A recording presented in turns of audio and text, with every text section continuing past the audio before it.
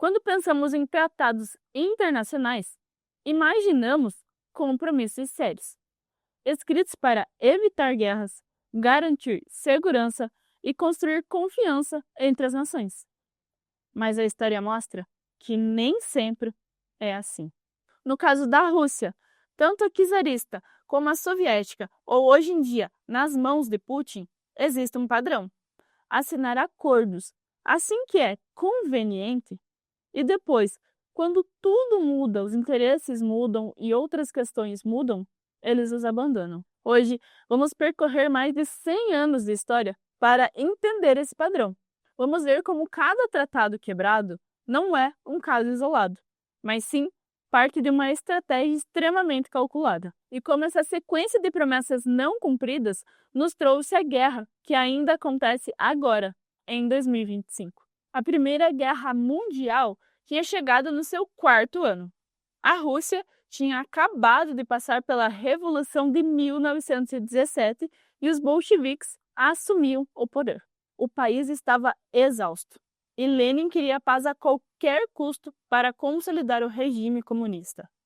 Em março daquele ano, foi assinado o Tratado de Brest-Litovsk com as potências centrais, no qual a Rússia reconheceu a independência de vários territórios, incluindo Ucrânia, Finlândia, Polônia e Estados Bálticos, comprometendo-se a não interferir neles.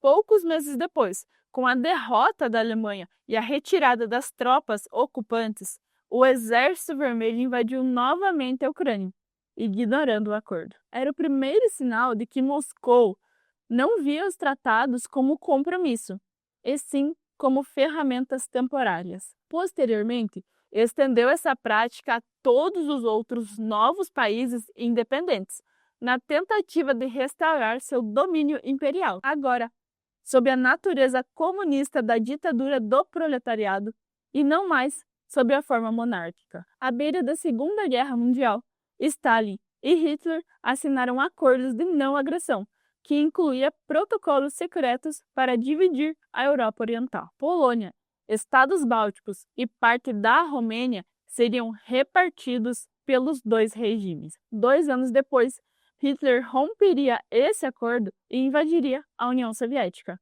Mas antes mesmo disso acontecer, o Kremlin já havia violado princípios desse acordo, atacando a Finlândia na Guerra do Inverno. Milhões de pessoas perderam suas casas e suas nações.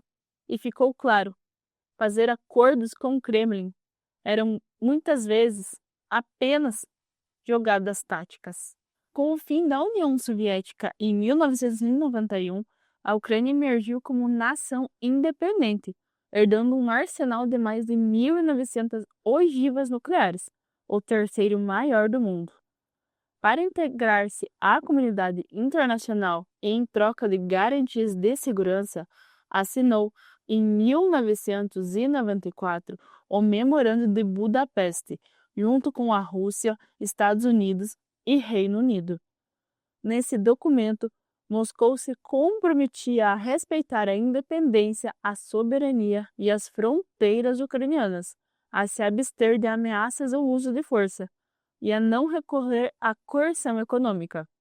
Era mais do que um gesto diplomático, era a base para que a Ucrânia entregasse voluntariamente todas as suas armas nucleares e aderisse ao Tratado de Não Proliferação Nuclear. 20 anos depois, em 2014, a Rússia anexaria a Crimeia e iniciaria a guerra no Donbás, rasgando o memorando e provando que todas essas garantias eram, na prática, apenas palavras no papel. Para a Ucrânia, a confiança na diplomacia internacional foi profundamente abalada e o caso se tornou global.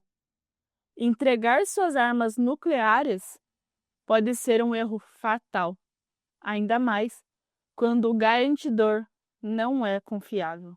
Na mesma década, em 1990, Ucrânia e a Rússia também assinaram o Tratado de Amizade, Cooperação e Parceria, que reconhecia oficialmente as fronteiras e proibia o uso da força, prevendo respeito mútuo entre os dois países. Esse compromisso teve o mesmo destino dos anteriores. Esse tratado seria encerrado oficialmente pela Ucrânia em 2019, mas a relação já estava comprometida. Após a anexação da Crimeia, começaram as tentativas de resolver o conflito no leste da Ucrânia. Os acordos de Minsk, assinados em 2014 e 2015, previam o cessar-fogo, a retirada de tropas e as negociações políticas. No entanto, desde o primeiro dia, houve bombardeios e ofensivas. Anos depois, o próprio Putin admitiu que nunca viu Minsk como uma solução real, mas sim uma maneira de ganhar tempo. A guerra nunca parou. Mesmo antes da invasão em larga escala de 2022, já havia custado a vida de mais de 14 mil pessoas. Esse padrão de promessas quebradas não se limita somente à Ucrânia. Em 2008, durante a guerra contra a Geórgia, foi feito um acordo de cessar-fogo mediado pela França. Ainda assim, tropas russas permanecem até hoje no território da Geórgia, em regiões separatistas como Abkházia e Ossétia do Sul. Nos anos 90, Moscou prometeu retirar suas tropas da Transnistria, na Moldávia, promessa que também nunca se cumpriu. Até contratos energéticos, como o fornecimento de gás à Europa, foram usados como armas políticas, com cortes estratégicos para pressionar adversários. Em fevereiro de 2022, a Rússia iniciou uma invasão em larga escala na Ucrânia, destruindo pouco que restava de confiança nos compromissos anteriores. Essa ofensiva violou novamente todos os tratados assinados com a Ucrânia desde 1991 e desencadeou uma das maiores crises de segurança na Europa desde a Segunda Guerra Mundial, com milhões de refugiados e destruição em massa. Agora, em 2025, a guerra continua. As tentativas de cessar-fogo fracassaram e novos acordos são discutidos, mas o histórico de promessas quebradas impedem que a Ucrânia e o Ocidente confiem no Kremlin. O padrão permanece: negociar quando se é conveniente, romper quando se torna vantajoso. Mais de um século de exemplos mostram que tratados com a Rússia não são garantias de paz, mas uma ferramenta temporária para avanço estratégico. Impérios caem, mas padrões se repetem. E ignorar esses padrões é abrir caminho para que a história se repita. Entender o passado é a melhor defesa contra um futuro de promessas quebradas.